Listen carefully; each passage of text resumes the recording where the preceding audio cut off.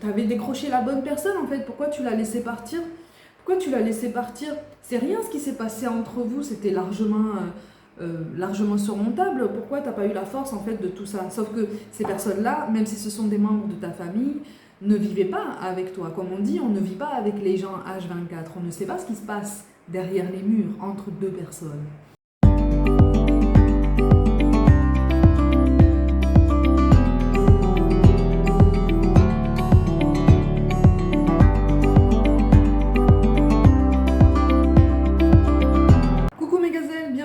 Suite de cet horoscope amoureux pour les mois de juillet et août. J'espère que vous allez bien. On continue avec vous les balances.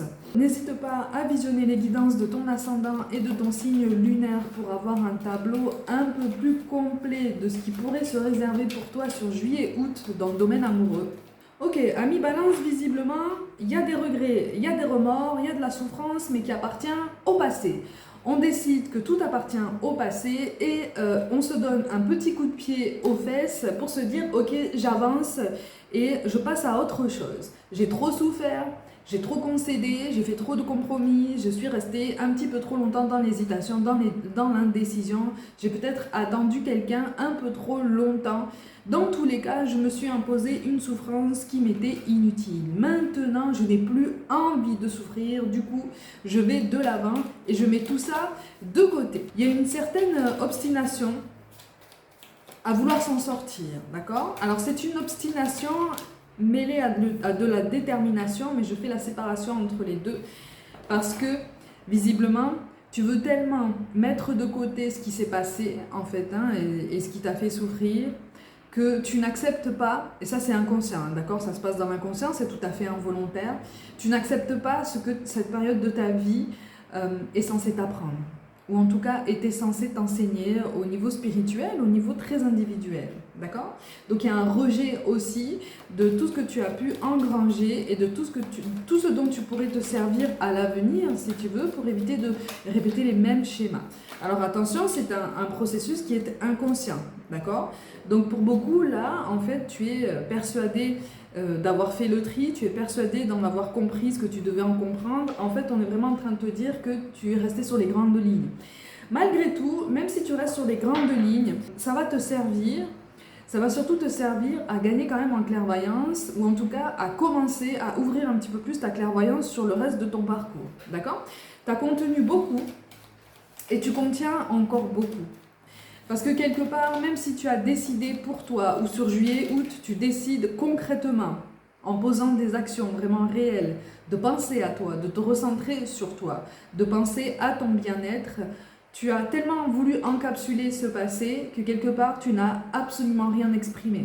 Donc tu es en train de garder en toi-même quelque chose qui ne demande qu'à sortir de ton corps, qui ne demande vraiment qu'à être verbalisé, pour pouvoir justement te donner cette confirmation émotionnelle que tu t'es soulagé, tu vois, que tu t'es fait de la place en toi-même pour quelque chose de bien meilleur, quelque chose de beaucoup plus lumineux. Parce qu'il y a cette colère encore, tu vois, il y a cette colère par rapport à une personne ou une situation du passé. C'est une colère qui est difficile de toute façon à diminuer parce qu'elle a été très forte et aussi parce que tu la contiens. Alors, là, on n'est pas en train d'essayer de t'encourager à exprimer ce que tu ressens à la personne en question, c'est absolument inutile. Ne te fatigue absolument pas avec ça, ou en tout cas, ne te fatigue absolument pas à penser à cette éventualité pour te défouler. C'est inutile. Tu as en toi tous les moyens possibles pour te faire de la place et pour exprimer ce qui se passe en toi de façon saine. Okay? Ça peut passer par l'écrit, ça peut passer par la méditation, ça peut passer par le sport, ça peut passer par une nouvelle activité, un nouveau loisir, une nouvelle activité à côté du travail. Ça peut passer, pour les plus radicaux, par une nouvelle carrière, une reconversion professionnelle, un déménagement, un changement de look, un changement d'habitude au quotidien. Ça passe par tout un tas de choses qui vont t'aider justement à exprimer tout ça et à switcher ces énergies en quelque chose de beaucoup plus lumineux et de beaucoup plus bénéfique pour toi. Donc en fait, tu n'es pas dans l'impasse, d'accord? Tu n'es ni dans l'impasse, ni en train de tourner en rond. Là, tu as décidé justement de travailler à ton bien-être, de travailler à ton mieux-être Tu n'es pas non plus encore dans l'acceptation complète de tes émotions, puisque c'est normal, hein, elles sont très fortes, elles remontent, et quand elles remontent avec beaucoup de puissance, donc c'est difficile à gérer. Hein. Là, il y a beaucoup de sensibilité. De la part de ceux qui ressortent dans cette guidance, il y a une grande sensibilité, et il y a un besoin aussi d'y aller avec beaucoup de délicatesse avec soi-même. Okay. Est-ce que tu as connu l'amour parental ? Enfin, en tout cas, est-ce que tu as connu une cellule familiale avec un ou deux parents qui t'ont réellement aimé, si tu veux, ou en tout cas qui t'ont offert un cadre sécurisant, qui t'ont permis en fait vraiment d'avancer avec confiance et d'apprendre un petit peu plus facilement à faire confiance en quelqu'un. Parce que là, de ce qui ressort ici, là, j'ai d'anciens enfants qui ont grandi avec un sentiment d'insécurité et un sentiment d'abandon, alors que le parent était présent en fait. Le ou les parents étaient présents physiquement, mais au niveau émotionnel, il y avait une indisponibilité là. Du coup, ça a développé en toi un besoin d'attention, un besoin d'affection qui se comprend tout à fait, hein, qui est tout à fait légitime, un besoin de se sentir en sécurité, une forme de dépendance aussi, et tu es en train de tourner le dos à tout ça, ok ? Là, ami Balance, en fait, tu as longtemps eu la sensation d'être face à un mur par rapport à une situation du passé, par rapport à quelqu'un du passé, mais vraiment, hein, tu as tout essayé pour essayer d'arranger la situation, tu as tout essayé pour essayer de réfléchir plus sainement aussi pour toi-même, hein. Tu avais aussi un petit peu oublié ton bien-être parce que quelque part, tu n'as jamais appris à le situer, ce bien-être. Tu n'as jamais appris à le situer. Donc quelque part, tu n'as jamais appris à poser des limites personnelles pour justement penser à ton équilibre individuel. Tu as été dans la fusion en fait. Tu as longtemps été dans un besoin très fusionnel avec ton ou tes partenaires de vie, voire même au niveau amical aussi. Hein. Il y a eu en tout cas dans le passé des besoins très fusionnels qui étaient rassurants pour toi. Okay, qui étaient vraiment rassurants et qui étaient gage d'une grande sécurité tant physique qu'émotionnelle. Et en fait là, pendant longtemps tu as déchanté et tu es en train de sortir de cette période. Tu vois, tu es en train de sortir de cette période de souffrance, cette période d'errance où tu t'es posé des questions, tu as ruminé, alors dans tous les sens. Hein. Tu t'es posé des questions sur tout le monde, sur toi-même, sur tous les domaines de ta vie, sur tous tes choix passés, sur tous les choix que tu devais faire présentement. Donc, tu as tout remis en question, vraiment. Tu as tout remis comme ça sur la table en te disant, ok, qu'est-ce que je garde, qu'est-ce que je change, qu'est-ce que je jette vraiment aux oubliettes parce que je n'ai plus envie. En fait, ce besoin de faire de la place, ça répond à une souffrance qui n'a pas été exprimée, une souffrance qui n'a pas été reconnue, un sentiment d'abandon qui n'a pas été rendu légitime par l'extérieur. Donc quelque part, ça s'est accumulé et là tu as avancé en te disant ok, j'ai atteint un ras-le-bol général qui fait que maintenant je fais du tri en fait parce qu'on ne m'a pas appris à le faire. J'ai pas appris forcément à le faire à bon escient parce que j'avais pas forcément les bons outils, mais maintenant en fait je suis persuadée de prendre la bonne décision, je pense à moi. Donc là on a des personnes ici qui se referment un petit peu sur leur coquille. C'est parfaitement compréhensible, hein, vraiment. Hein. Au niveau sentimental, tu te refermes un peu sur ta coquille parce que tu veux te protéger, tu veux te recentrer un peu, parce qu'il y a trop d'agitation encore. Il y a trop d'agitation encore dans tes pensées, il y a trop d'agitation encore autour de toi aussi. Tu as l'impression en fait de ne plus être même en adéquation avec les personnes qui gravitent autour de toi en partie. Il y a des personnes de confiance autour de toi, hein, d'accord ? Donc, ne les mets pas tous dans le même sac. Il y a des personnes qui veulent réellement ton bien-être et qui voudraient réellement t'aider, ok ? Donc, ne te referme pas sur toi à ce point. Il y a une différence entre vouloir prendre du temps pour soi et vraiment essayer de savourer une nouvelle complétude ou en tout cas d'apprendre à être confortable avec soi-même, en sa propre compagnie et se couper complètement du monde et même de ceux en fait qui nous veulent du bien. Ok, de façon définitive, hein, j'entends. Hein. Ouais, tes bagages sont lourds. Hein. Tes bagages, en tout cas, ont toujours été lourds. Tes bagages émotionnels, tes bagages familiaux. Encore une fois, apparemment, il y a un arrière-plan familial qui est très lourd. Et pour certains d'entre vous, en fait, cet arrière-plan familial a perduré et ça a été comme un déclic ou ce qui a participé à ce déclic suite à une rupture amoureuse pour toi. Sur l'instant, en fait, tu as eu l'impression comme ça d'avoir double peine, comme si on te reprochait même d'avoir quitté cette personne ou d'avoir fait complètement échouer cette relation parce que visiblement cette personne était appréciée de ta famille, cette personne avait leur considération, cette personne avait leur estime et quelque part, inconsciemment, tu avais la sensation que cette personne était presque une plus-value, si tu veux, aux yeux de ta famille. Tu l'as interprété comme ça, en tout cas, toujours de façon très inconsciente, mais tu l'as interprété comme ça. C'est comme si on t'avait dit, mais tu avais décroché la bonne personne, en fait, pourquoi tu l'as laissé partir? Pourquoi tu l'as laissé partir? C'est rien ce qui s'est passé entre vous, c'était largement surmontable. Pourquoi tu n'as pas eu la force, en fait, de tout ça? Sauf que ces personnes-là, même si ce sont des membres de ta famille, ne vivez pas avec toi. Comme on dit, on ne vit pas avec les gens H24. On ne sait pas ce qui se passe derrière les murs, entre deux personnes.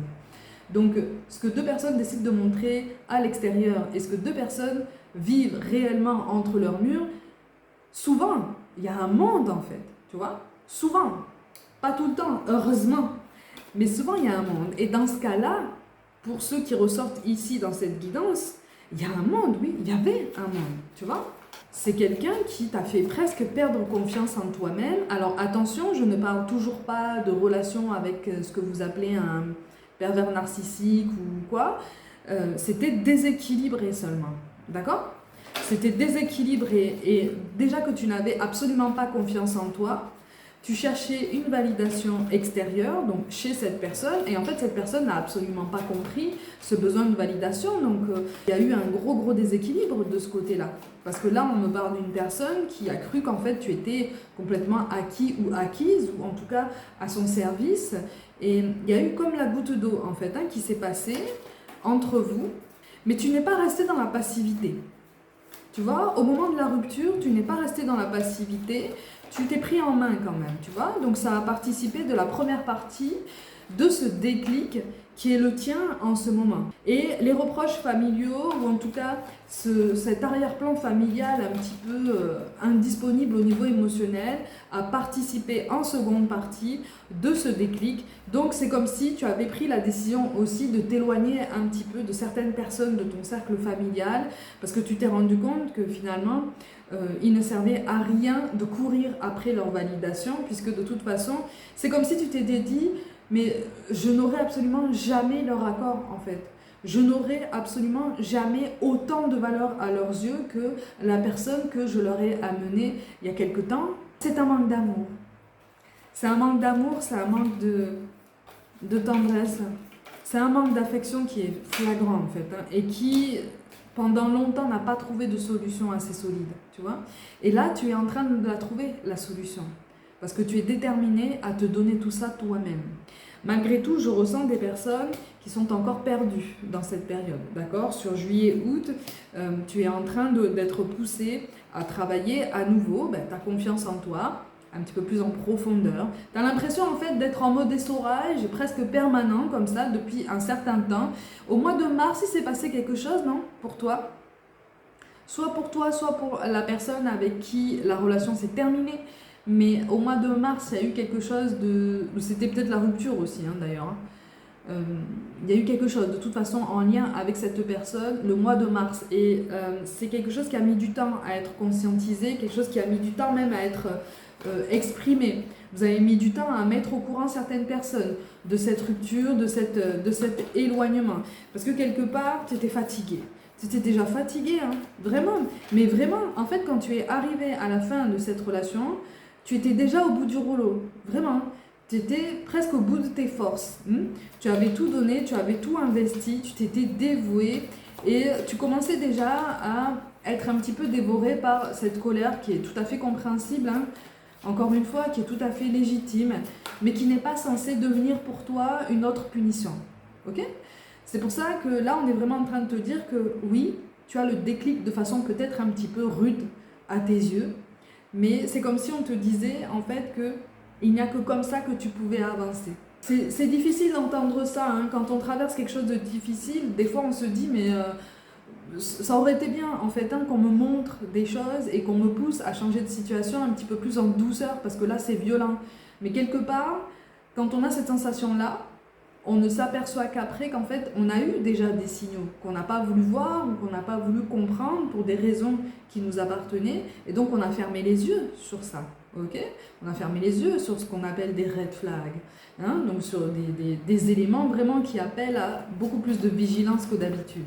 Oui, donc quelque part, là, c'est comme si tu te disais, ok, je suis en train de me créer un nouveau départ, seul, parce que là, pour le coup, je parle à des personnes qui sont seules, qui souffrent encore de cette solitude, parce qu'il y a ce sentiment d'abandon qui ressort encore, qui n'a pas encore été complètement exprimé, complètement libéré. Bon, ça, c'est quelque chose qui prend du temps, ok, donc ne t'inquiète pas pour ça, ne t'en veux absolument pas pour les choix que tu as fait par le passé, ne t'en veux absolument pas pour l'état dans lequel tu te trouves actuellement. Tu es beaucoup plus fort, beaucoup plus solide que ce que tu penses, vraiment. Là, tu es en train d'encaisser beaucoup de choses en même temps, donc c'est normal que tu sois énormément fatigué, c'est normal même que pour certains, tu aies du mal à dormir. Et on te parle quand même de réussite, on te parle quand même d'un aboutissement positif à terme qui sera vraiment synonyme presque d'une émancipation. Une émancipation d'une forme d'amour que tu pensais justement être de l'amour mais qui était finalement une forme de dépendance. Une émancipation par rapport au profil de cette personne du passé.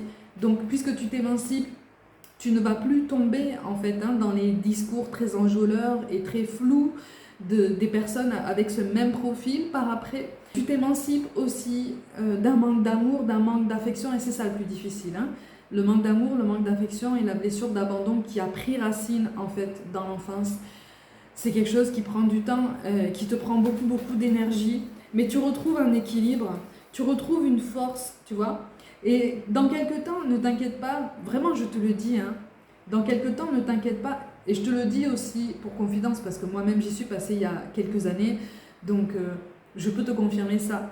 Arrive un moment où, au fur et à mesure que tu avances, au fur et à mesure que tu grandis, au fur et à mesure que tu constates toutes les petites victoires que tu mets en place sur ton chemin à chaque jour, tous les petits objectifs que tu arrives à atteindre à chaque jour, ou en tout cas petit à petit sur ton chemin, tu ressens une grande fierté, si tu veux. Et c'est ça qui accentue ce sentiment d'émancipation. C'est ça qui accentue cette meilleure complétude avec toi-même, tu vois. Cette plus grande fierté, ce plus grand confort, tu vois. Et tu deviens beaucoup plus confortable à l'idée de te dire, ok, j'ai manqué de ça, mais maintenant, je sais comment je peux me le donner moi-même, en fait. Parce que j'ai déjà commencé à explorer toutes les possibilités en ce sens. Et je n'en suis qu'au début du chemin.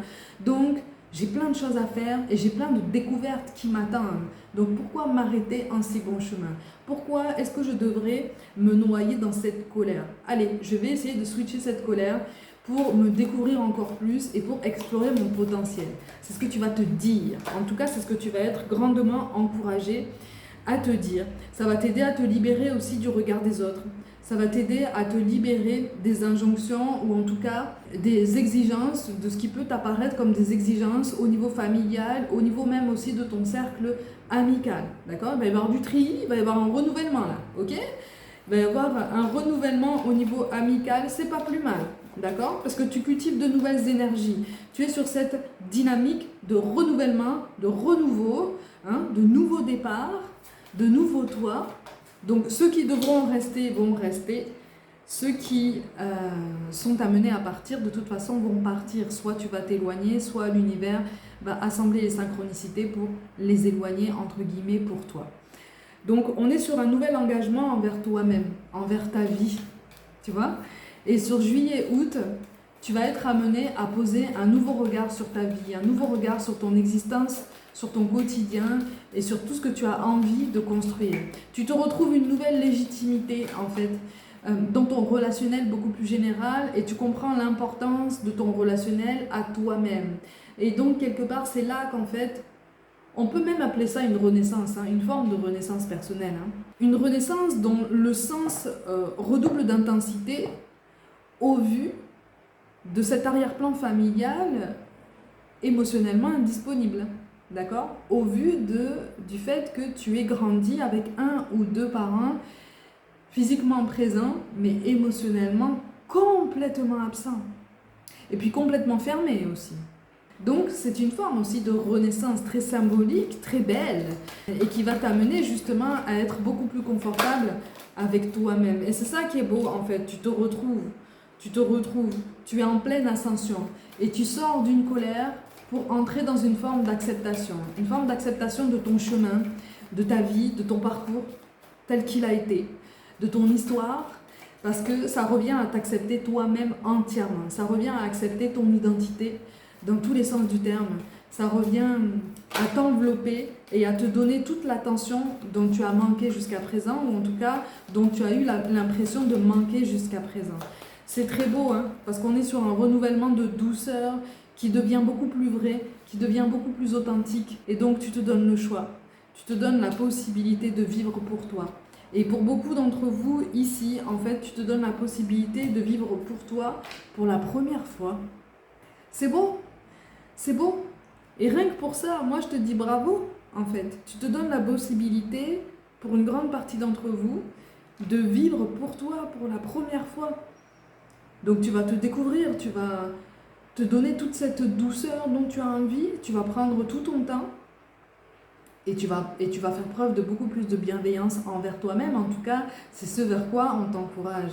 Donc au niveau relationnel, au niveau sentimental, tu es en pause. Mais c'est une pause qui est libératrice, c'est une pause qui est riche d'enseignements, qui est riche de sens aussi pour toi, d'accord?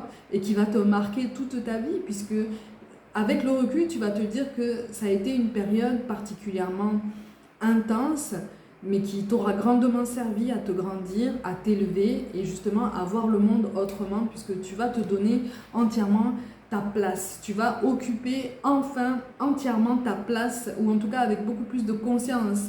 Donc pour certains d'entre vous, tu vas t'investir davantage au niveau professionnel et c'est quelque chose qui va porter ses fruits aussi de façon assez rapide. Donc pour cette année-là, juillet, août apparaît comme une période assez charnière pour une transformation personnelle, pour un nouvel amour personnel, pour refonder des bases en fait, pour refonder des bases individuelles et pour repartir vraiment sur un bon pied à la rentrée. Ok ? Mes gazelles, comme d'habitude, prenez soin de vous, croyez en vous. Pour toute guidance personnelle, mon site internet est mentionné. Je vous envoie tout mon soutien et je vous dis à très vite.